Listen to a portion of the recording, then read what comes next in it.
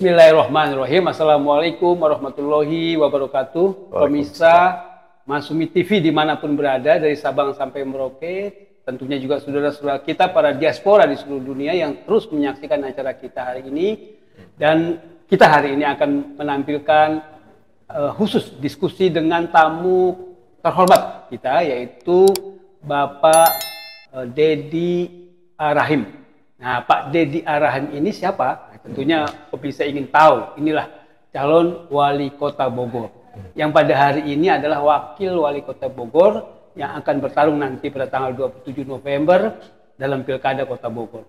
Kita akan bincang-bincang, tentunya banyak hal yang akan kita tanyakan, ya. Pasti dari beliau nanti akan keluar pendapat-pendapat dan juga pemikiran-pemikiran bagus dalam rangka pengembangan Kota Bogor. Assalamualaikum Pak Deddy. Waalaikumsalam. Ya, sehat ya Pak? Alhamdulillah, Deddy, baik. Alhamdulillah. Bagaimana nih kira-kira menghadapi Pilkada Kota Bogor yang kelihatannya persaingan antar partai ini ada koalisi-koalisi gitu ya, ada beberapa koalisi. Kalau melihat secara umum bagaimana gambarannya?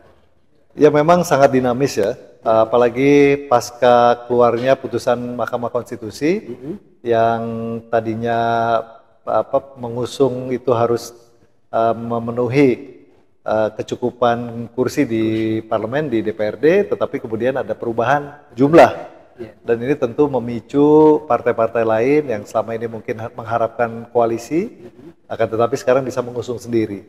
Nah itu dinamika itu sedang terjadi, dan alhamdulillah kalau untuk saya dan calon wakil wali kota sudah mendapatkan tiket, alhamdulillah, dan nanti dalam waktu dekat kita akan mendaftarkan diri ke KPU. Oke, tanggal 2 hari lagi ada 29. Ya, tanggal 29 Agustus ini kita akan mendaftarkan diri ke KPUD Kota Bogor setelah mendapatkan dukungan dari Partai Gerindra, Partai Demokrat, Partai Amanat Nasional, kemudian ditambah dari Partai Gelora dan Partai Hanura. Hari ini kita juga mendapatkan dukungan ya dari Partai Masyumi. Terima kasih. Mudah-mudahan ini juga bisa menguatkan semangat kita untuk maju di Pilkada 2024. Ya, jadi Partai Masyumi mulai masuk bergabung menjadi pendukung ya. Artinya kita yakin Partai Masyumi nanti di daerah di Kota Bogor akan terus membantu untuk kemenangan Pak Deddy. Tapi pertanyaannya sekarang, kira-kira semua pesaing berat pasti ya. Tapi yang paling berat yang mana nih Pak? Saya pikir semua berat ya. Semua berat. Artinya semua kan punya latar belakang, punya pengalaman. Dan yang penting bagi kita kan kesiapan dari kita. Saya sendiri sebetulnya melihat secara umum, karena sekarang itu peta kekuatannya tersebar ya dengan pasca keputusan MK, tentu yang harus diwaspadai adalah bagaimana terus mengokohkan suara yang kita anggap sebagai suara inti kita tidak tersebar kemana-mana. Begitu ya? Ya, apa namanya, saya dengar kalau berita-berita di survei atau apa, itu kira-kira Pak Deddy ini 60% udah ngantongi kira-kira ya? Ya, kalau dari survei pasangan calon, ya rata-rata sudah di atas 50% sampai 60%. Tetapi kan bagi kami sih tentu ini tantangan ya, tantangan bagaimana kemudian terus memperkuat, memperkokoh, dan memastikan bahwa masyarakat memang bersedia untuk memilih kita sebagai calon pimpinan dari mereka. Nah, ini ngomong soal program kerja nih kira-kira. Yang ditonjolkan apa nih di periode mendatang untuk Pak Deddy supaya meyakinkan rakyat memilih Pak Deddy? Ya, kalau yang secara umum sebetulnya permasalahan daerah itu kan adanya di sektor pendidikan. Kita tahu ya, belakangan ini kan masih muncul permasalahan PPDB online, zonasi. Nah itu semua kan berangkat dari permasalahan rasio jumlah sekolah yang tersedia di daerah. Rasio antara SD, SMP dengan SMA negeri misalnya. Kemudian juga isu tentang kualitas sekolah favorit dengan non-favorit. Kemudian juga bagaimana peran dari sekolah swasta untuk mengisi kekosongan yang selama ini mungkin belum terisi dari sekolah-sekolah yang tadinya diharapkan dari sekolah negeri. Jadi artinya badan musyawarah perguruan swasta juga harus kita libatkan untuk menanggulangi permasalahan jumlah, rasio, dan juga sebaran sekolah. Tapi yang paling penting sebetulnya isu yang ada di depan mata kita itu adalah kemungkinan kita akan menghadapi yang namanya defisit guru. Ya, defisit guru. Kenapa? Karena jumlah guru yang pensiun lebih banyak dibanding jumlah guru hasil rekrutmen pegawai negeri sipil. Ya kan? Contoh di Bogor misalnya di kota, 1 bulan itu ada 20 orang guru PNS yang pensiun. Kali 12 artinya ada 240 orang yang pensiun. Nah, penggantinya dari BKN, dari rekrutmen pusat tentu tidak sebanyak yang pensiun. Yang honorer nggak bisa nutupin? Yang honorer kan 1 kali aja kan, 1 kali ini masih dalam berproses untuk menjadi P3K.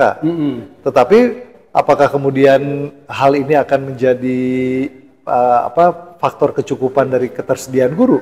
Tentu harus kita hitung ulang nanti. Ya, tetapi kan ini honorer kan sudah existing, sudah mengajar. Nah, tetapi yang pensiun kan tetap banyak. Ya, jadi ini yang tantangan yang paling besar yang harus kita hadapi. Jadi yang sekarang direkrut ini untuk P3K-nya atau honorernya kalau misalnya untuk menutup? Kalau honorer kan sudah ada moratorium dari Kementerian Pan-RB.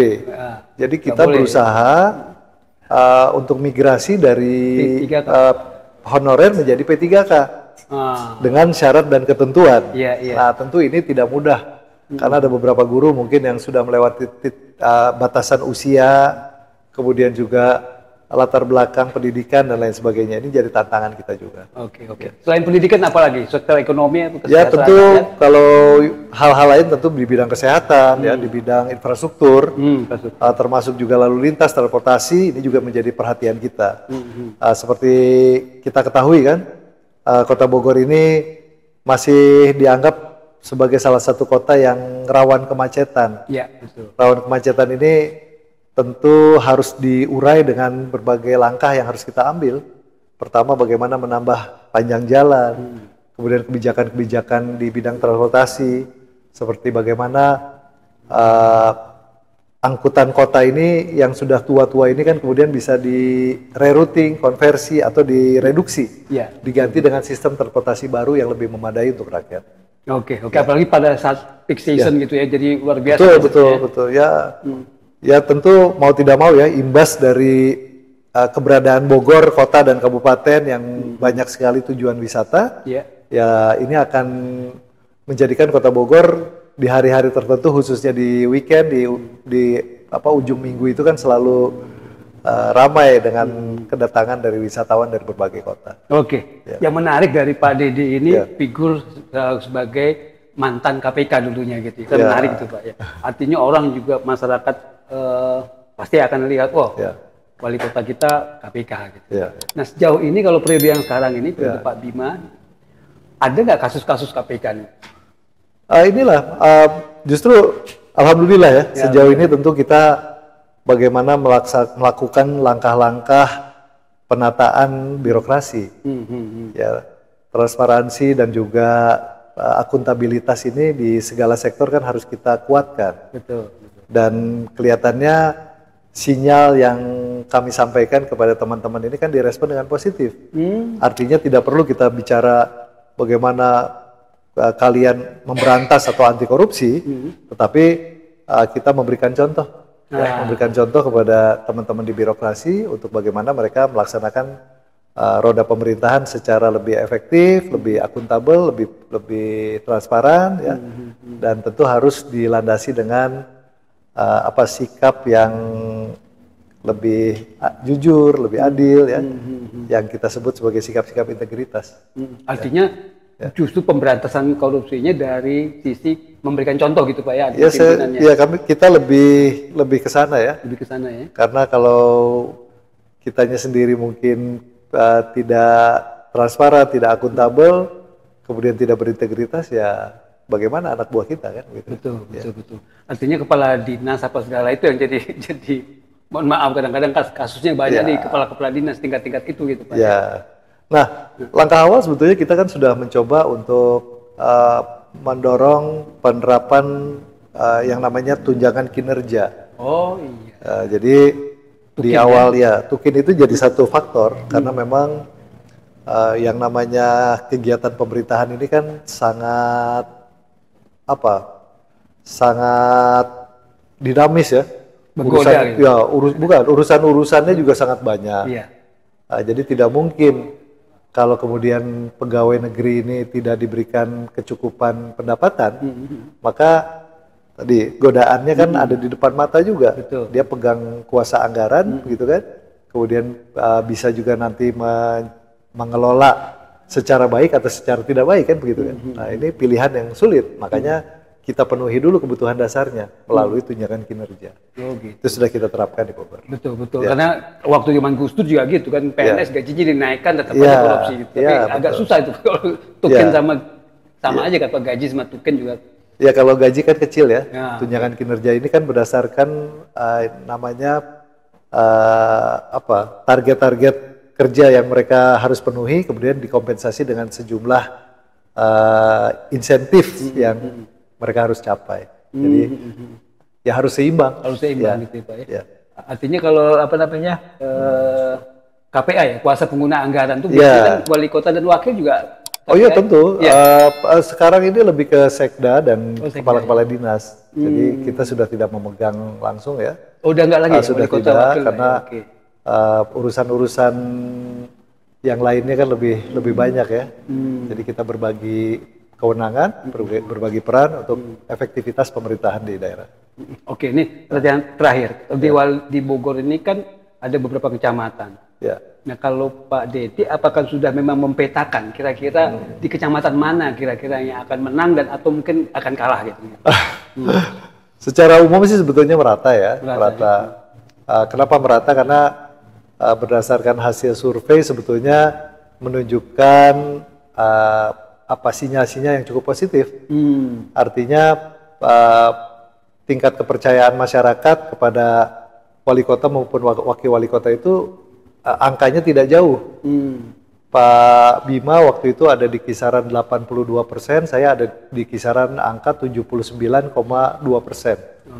Jadi artinya dengan angka yang relatif tipis itu membuktikan kepada masyarakat bahwa memang kami berdua, Pak Bima dan saya ini cukup efektif lah ya, melaksanakan roda pemerintahan dan saling mengisi satu sama lain, dan itu sebarannya ada di semua kecamatan dan bahkan di kelurahan. Jadi cukup baik dan kita optimis lah untuk bisa maju ke kontestasi Pilkada 2024 ini. Insya Allah Pak Dedi bisa memenangkan kontestasi tanggal 27 November nanti. Amin. Mudah-mudahan.